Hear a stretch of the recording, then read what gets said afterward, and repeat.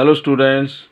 तो आज की ये वीडियो रहेगी gram atomic mass of an element और gram molecular mass of a compound के लिए। तो इसमें हम डिस्कस करेंगे एलिमेंट के ग्राम एटॉमिक मास को और किसी भी कंपाउंड के ग्राम मॉलिक्यूलर मास को। तो सबसे पहले हमें पता होना चाहिए कि जो एटॉमिक मास की जब भी हम बात करेंगे तो वो एटॉमिक मास होगा किसी ना किसी एलिमेंट का, और जब भी हम मॉलिक्यूलर मास की बात करते हैं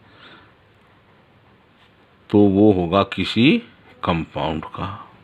तो हमें ये चीज़ें ध्यान रखनी है कि एटॉमिक मास होगा किसी एलिमेंट का और मॉलिक्यूलर मास होगा किसी कंपाउंड का। और एटॉमिक मास और मॉलिक्यूलर मास को हम रिप्रेजेंट करते हैं इन AMU या U में। तो AMU की फुल फॉर्म क्या रहेगी? एटॉमिक मास यूनिट, और U को हम बोलेंगे यूनिफाइड मास। तो सबसे पहले हम देखेंगे क्या डेफिनेशन रहेगी एटॉमिक मास यूनिट के लिए। तो 1 AMU is 1/12 of mass of an atom of carbon 12 isotope. एक कार्बन 12 आइसोटोप होता है, उसके एक एटम का मास, या ये कहें कि कार्बन 12 आइसोटोप का जो एटॉमिक मास होगा वो एग्जैक्टली कितना होगा? 12U या 12 AMU।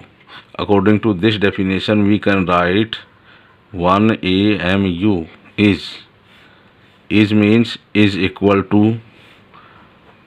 1/12 of means multiply, और मल्टीप्लाई किससे करेंगे हम?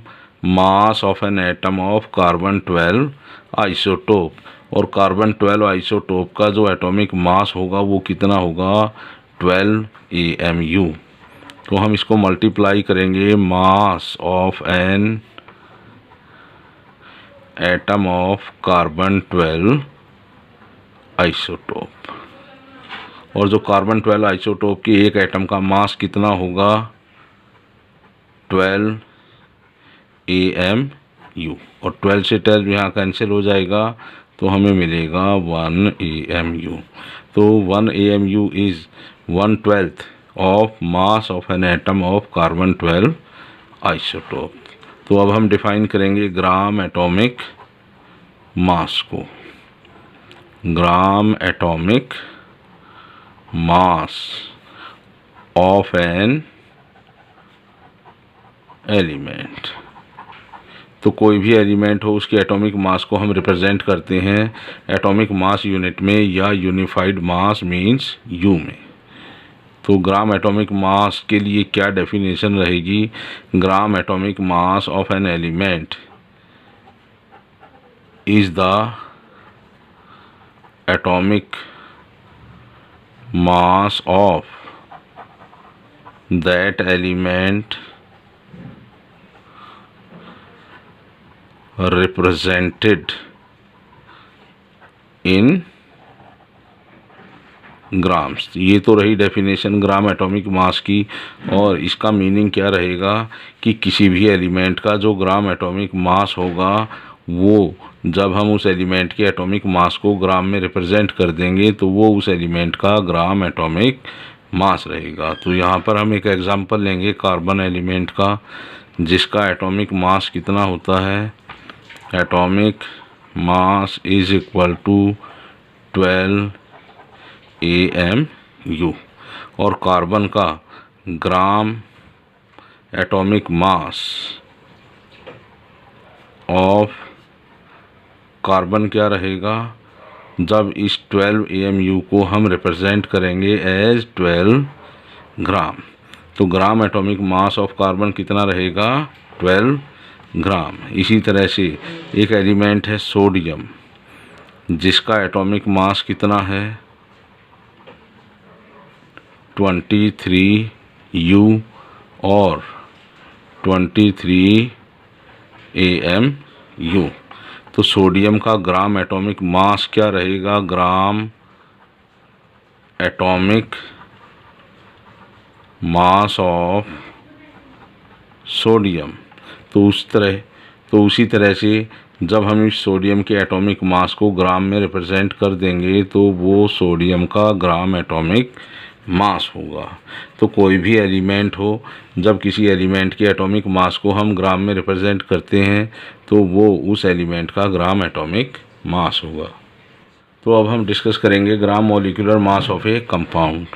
जो कंपाउंड है तो कंपाउंड का क्या रहेगा? Molecular mass. और जो कंपाउंड का जो सिंगल मॉलिक्यूल होगा, उस मॉलिक्यूल में जितने भी एटम्स प्रेजेंट होंगे किसमें? In one molecule of a compound.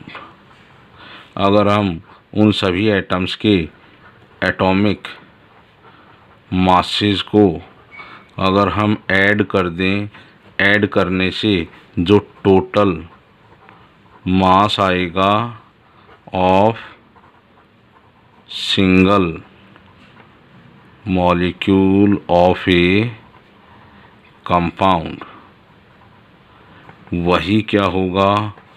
उस कंपाउंड का मॉलिक्यूलर मास रहेगा। और molecular mass of a compound को भी हम रिप्रेजेंट करते हैं इन AMU और U। तो किस तरह से हम डिफाइन करेंगे gram molecular mass of a compound को?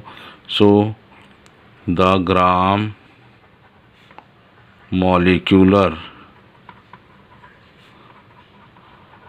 मास ऑफ ए कंपाउंड